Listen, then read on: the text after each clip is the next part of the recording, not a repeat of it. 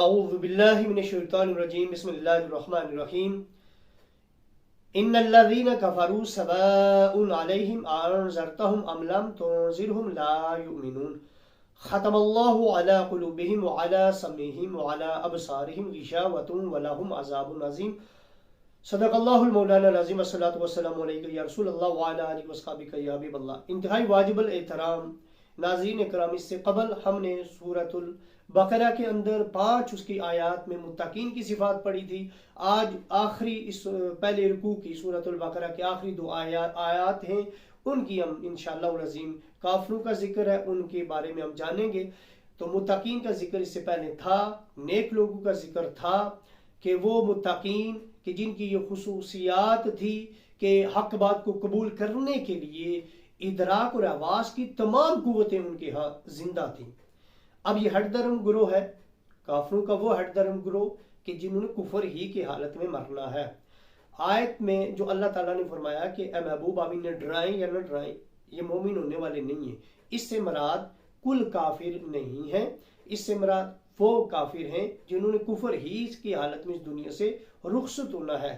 چونکہ آقا علیہ السلام حریص تھے کہ سارے انسان جنت میں جائیں۔ یہ بات حضرت عبداللہ بن عباس فرماتے ہیں کہ حضور صلی اللہ علیہ وسلم کی چونکہ خواہش تھی کہ سب جنت میں جائیں، آپ رحمت للعالمین ہیں، آپ کی محبت تھی انسانوں سے کہ سارے انسان جنت میں جائیں، کوئی جہنم میں نہ جائے۔ تو اللہ نے کہا محبوب آپ انہیں ڈرائیں یا نہ ڈرائیں، آپ اس کا یہ معنی بھی نہیں مراد لینا کہ تبلیغ کرنی چھوڑ دینی ہے، مطلب یہ ہے کہ آپ اپنی محنت جاری رکھیں۔ وہ تو ہم نے محنت کرنی ہے اور محنت ہی کا ہمیں پھل ملتا ہے، اور اس کا رزلٹ نکلے یا نہ نکلے اس کا پھل ضرور ہمیں ملتا ہے۔ تو ہم رزلٹ کے یعنی ہمیں اس بات کا اللہ تعالیٰ تقاضا نہیں کر رہا کہ رزلٹ کیوں نہیں اس کا مل رہا، بلکہ اللہ تعالیٰ ہماری خواہشات کو دیکھتا ہے۔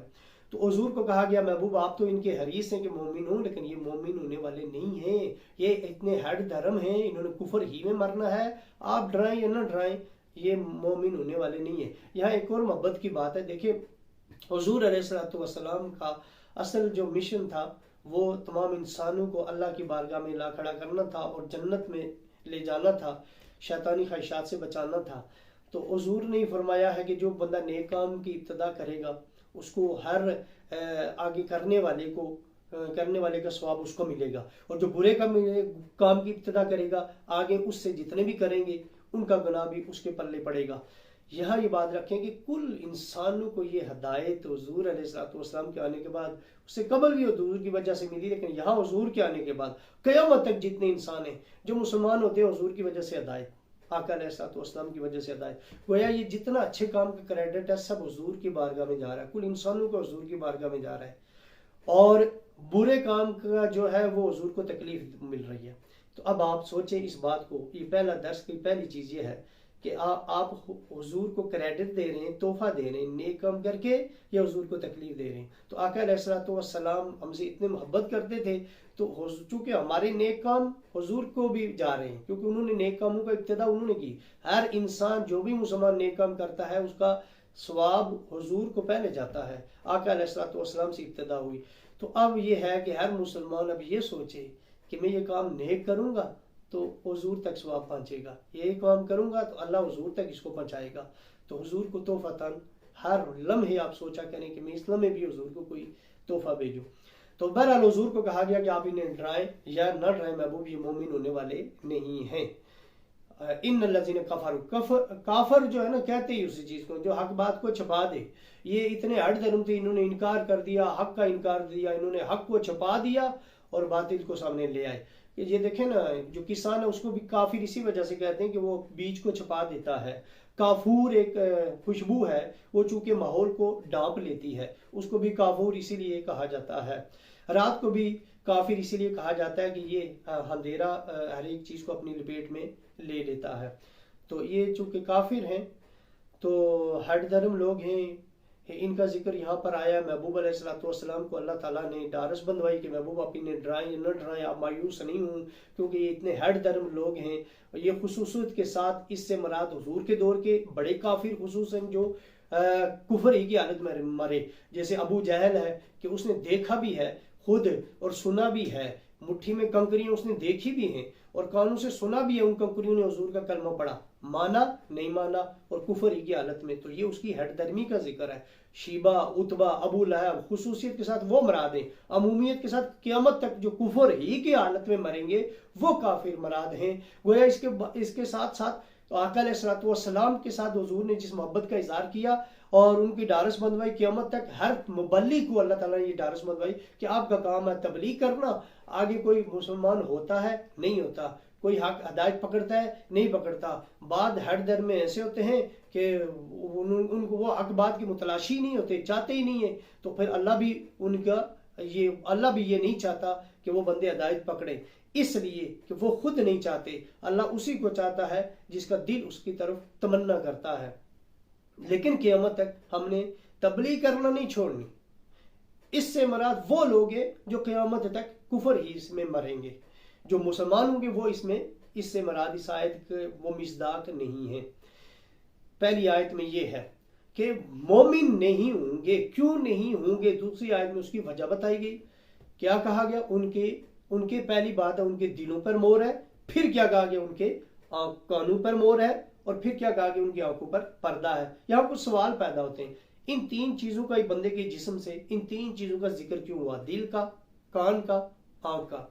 फिर यह बात भी है दिल और कान के लिए मोहर का जिक्र क्यों कहा गया और आंख के लिए पर्दा? फिर यह भी सवाल पैदा होता है कि पहले दिल फिर कान और फिर आंख, ये तरतीब क्यों है? तो कोशिश करूंगा कि इसका जवाब भी आपकी खिदमत में अर्ज करूं। एक तो बात तो यह है कि दिल जो होता है ना, पहले मोहर समझें कि मोहर क्या चीज होती है। मोहर कहते हैं खतमा, यानी मोहर को मोहर कहते हैं कि सील लगा देना, पक्का किसी चीज को बंद कर देना, अब उसमें कोई चीज दाखिल नहीं हो सकती।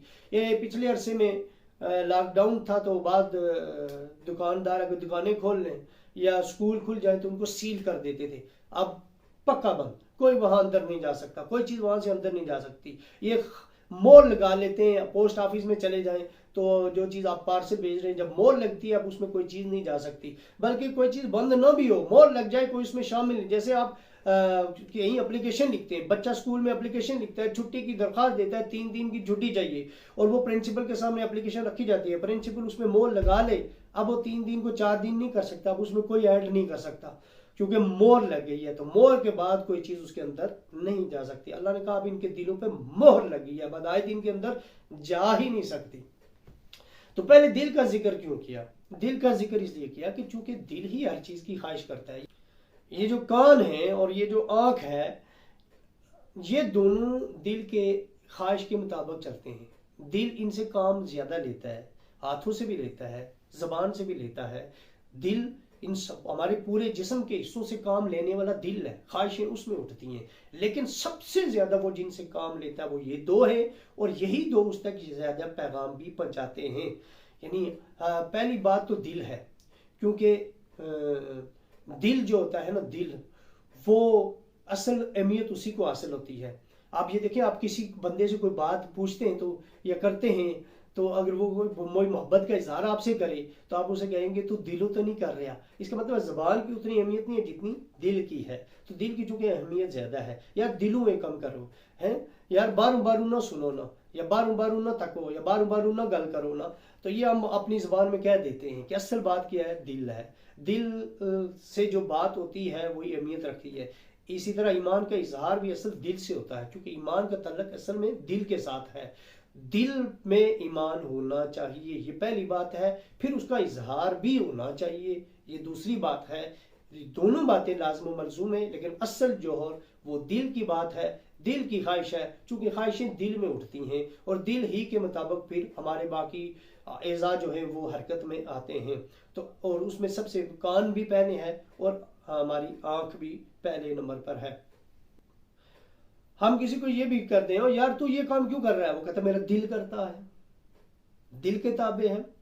और दिल ही को हमें फेरना चाहिए। हुजूर अलैहि मुस्लिम शरीफ की हदीस है, आका अलैहिस्सलातु वस्सलाम अल्लाह से दुआ फरमाते थे, क्या ऐ दिलों के फेरने वाले हमारे दिल को अपनी अताअत में फेर दे, अपनी अताअत में फेर दे, अपनी ताबेदारी में फेर दे। अब ये देखें कि वो नबी पाक सल्लल्लाहु अलैहि वसल्लम अल्लाह से दुआ मांग रहे हैं, ये हमें सिखा रहे हैं हमारे लिए। ورنہ حضور کی اللہ کی اطاعت ہی حضور کی اطاعت میں ہے. من یطیع الرسول فقد اطاع اللہ. تو حضور ہی کی اطاعت میں اللہ کی اطاعت ہے. اور حضور اللہ سے یہ دلوں کے پھیرنے والے ہمارے دل کو اپنے اطاعت میں اپنی اطاعت میں پھیر دے. حضور علیہ الصلوۃ والسلام اللہ کی بارگاہ میں یہ دعا فرما رہے ہیں. پھر قرآن مجید فرقان حمید میں بھی اللہ تعالیٰ ارشاد فرماتا ہے نا، اللہ تعالیٰ دل کے حوالے سے رب کائنات نے کیا فرمایا، ان فی ذالک لذکر لمن کان لہ قلب. بے شک اس میں نصیحت ہے ہر اس شخص کے لیے جو دل رکھتا ہے. کیا مطلب؟ دل تو سب رکھتے ہیں نا، لیکن مرد ہے تو دل رکھ. معنی آپ سمجھ گئے ہیں کہ اللہ نے کیا کہا، جو دل رکھتا ہے، یعنی اصل وہ دل کہ جو دل اللہ کے مطابق رکھتا ہے، جو دل ہدایت کے لیے خواہش کرتا ہے، جو دل چاہتا ہے، جو قرآن سے محبت کرتا ہے، جو حق سے محبت کرے. جو حق سے محبت کرے قرآن اس کو فائدہ دے گا، اور جو حق سے محبت نہ کرے تو قرآن اس کو فائدہ نہیں دیتا، بلکہ اس پر مور لگ جاتی ہے اللہ کی طرف سے. پھر اس کے بعد دیکھیں، دل کے بعد کان کا ذکر آیا، آنکھ کا بعد میں آیا. اصل میں کان جو ہے نا، کان کی کچھ خصوصیات آنکھ سے زیادہ ہیں. ایک تو بات یہ ہے کہ جیسے ابھی آپ مجھے دیکھ رہے ہیں، آپ میں اس تفسیر کو جو میں آپ کے سامنے پیش کر رہا ہوں، آپ سن بھی رہے ہیں، آپ دیکھ بھی رہے ہیں، لیکن اصل مقصد آپ کا کیا ہے؟ مجھے دیکھنا تو نہیں ہے، سننا ہے. تو یہ ایک تو اس سے بھی آپ بات کو سمجھ لیں کہ سننے کی اہمیت کتنی ہے. دوسری بات، دیکھنے کی بھی بڑی اہمیت ہے. دوسری بات آپ یہ دیکھیں کہ جو دیکھنا ہوتا ہے نا، وہ ایک جہت سے دیکھ سکتے ہیں آپ. بس آپ سامنے دیکھ سکتے ہیں، صرف نہ دائیں نہ بائیں نہ آگے نہ پیچھے، میں کہیں نہیں دیکھ سکتا، میں صرف سامنے دیکھ سکتا ہوں. آپ صرف سامنے دیکھ سکتے ہیں. دائیں دیکھنے کے لیے آپ کو دائیں کو اپنی آنکھ کے سامنے لانا ہوگا. آپ کو ادھر پھریں گے، آپ کی آنکھ کے سامنے آ گیا، اب آپ دیکھ سکتے ہیں. بائیں دیکھنے کے لیے آپ کو منہ ادھر پھیرنا پڑے گا، آپ کو وہ چیز آنکھوں کے سامنے لانی پڑے گی، پھر آپ دیکھ لیں گے. لیکن کان کا تعلق تو اس چیز سے ہے ہی نہیں. کان آپ کوئی جدھر سے بولے، دائیں سے بولے بائیں سے بولے، شش جہات سے کان سن لیتا ہے. یہ بھی کان کی اہمیت کی بات ہے. ایک اور بات، آنکھ صرف روشنی میں دیکھتی ہے، اندھیرے میں نہیں دیکھتی. اور کان اندھیرا ہو یا روشنی ہو، دونوں میں اپنا کام سر انجام دیتا رہتا ہے. یعنی کان اندھیرے میں بھی، روشنی میں بھی، اور ہر جہت میں اپنا کام سر انجام دیتا رہتا ہے. جبکہ آنکھ ایک ہی جہت میں دیتی ہے اور روشنی کی محتاج ہے.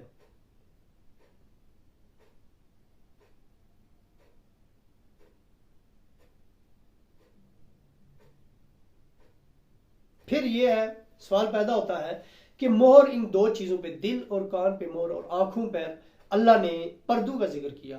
تو ویسے اللہ تعالیٰ نے آنکھوں میں پردے رکھے بھی ہوئے ہیں. یہ دیکھیں، آپ کسی چیز کو نہیں دیکھنا چاہتے، آپ اپنے پردے نیچے گرا دیتے ہیں تو وہ چیز آپ کو نظر آگے سے نہیں آتی، مطلب آپ کے آگے اندھیرا چھا جاتا ہے. تو لیکن کانوں میں اگر آپ کسی چیز کو نہیں سننا چاہتے تو آپ پردہ تو نہیں رکھ سکتے نا. پردہ رکھیں گے پھر بھی سماعت آپ کی کام کرے گی. تو آپ کیا کرتے ہیں؟ آپ اسے سیل کرتے ہیں. آپ اس کے اندر کوئی روئی وغیرہ ڈال کر یا انگوٹھا انگلی رکھ کر اسے مکمل دباتے ہیں کہ کوئی نہ جائے. یعنی آپ اسے مکمل طرح سے سیل کرتے ہیں اس میں، تو کہ اس کے اندر کوئی چیز نہ جائے. تو چونکہ کان کا تعلق اس چیز کے ساتھ ہے، دل کا بھی اسی طرح ہے، تو اللہ تعالیٰ نے ان دونوں کو مہر کا ذکر کیا.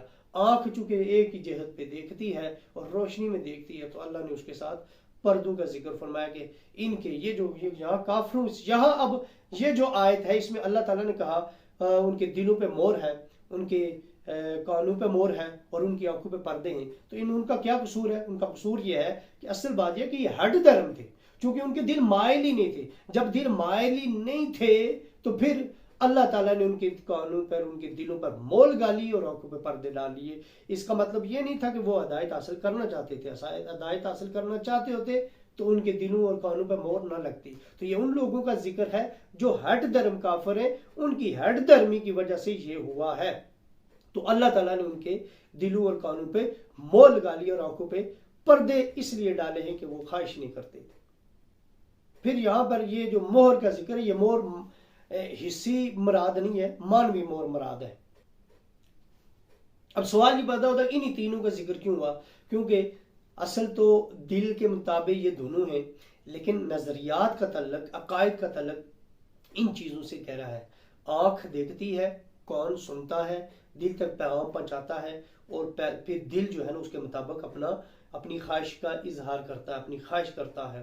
کان کھول کے سن لے، میری بات دل میں بٹھا لے، آنکھیں کھول ادھر دیکھ، آپ کہتے ہیں آنکھیں کھول ادھر دیکھ اور بات سن، اس کا مطلب یہاں سے بھی یہ آپ دیکھ لیں کہ آپ اسے بات سنانا چاہتے ہیں. آپ کہتے ہیں آنکھیں کھول دیکھ ادھر اور بات سن، یعنی آپ اصل مدعا آپ کو اس کو دکھانا نہیں ہوتا، توجہ کرنا ہوتا تھا کہ وہ میری بات سن سکے. تو بات سنانے کے لیے تو کان کو بہت سی وجہ سے آنکھ پہ زیادہ اہمیت بھی حاصل ہے. اور رہی بات یہ کہ بعض اوقات آنکھ وہ کمال کر لیتی ہے جو کان نہیں کرتا، اور کان بھی وہ کمال کر لیتا ہے جو آنکھ نہیں کرتی. ان کی اپنی اپنی اہمیت ہے. آنکھ ہی ہے جو صحابیت کے رتبے تک پہنچاتی ہے. نبی پاک کو دیکھا تو پھر اس آنکھ کا مقابلہ قیامت تک کی آنکھیں نہیں کر سکتی جنہوں نے حضور کو دیکھا، اور ان کان کا مقابلہ بھی کوئی کان نہیں کر سکتا جنہوں نے حضور کو سنا. دل میں تو صحابہ کے دل میں بھی حضور کی محبت تھی، قیامت تک محبت رہے گی، ہمارے دلوں میں بھی ہے، لیکن جنہوں نے دیکھ کے محبت کی اور سن کے محبت کی نا، ان کا مقام اور ہے. اور جو بے دیکھے اور بغیر سنے جنہوں نے حضور علیہ السلام سے دل میں محبت کی ہے، ان کا مقام اگرچہ ان کے مقابلے میں نہیں ہے، لیکن ان کا ایک مقام یہ ہے کہ حضور نے ان کو بے دیکھے اور بے سنے. حضور کے دور میں چونکہ جو لوگ نہیں تھے، مطلب ہم قیامت تک کے انسان، حضور نے ان پہ فخر ضرور کیا ہے صحابہ کی محفل میں کہ انہوں نے وہ مجھ پہ بغیر دیکھے اور بغیر سنے مجھ پر ایمان لائیں گے. اللہ تعالیٰ حضور کی محبت عطا فرمائے. اللہ تعالیٰ ہر اس کام سے ہمیں محفوظ رکھے جس سے اللہ تعالیٰ پسند نہیں کرتا. وآخر دعوانا الحمدللہ رب العالمین.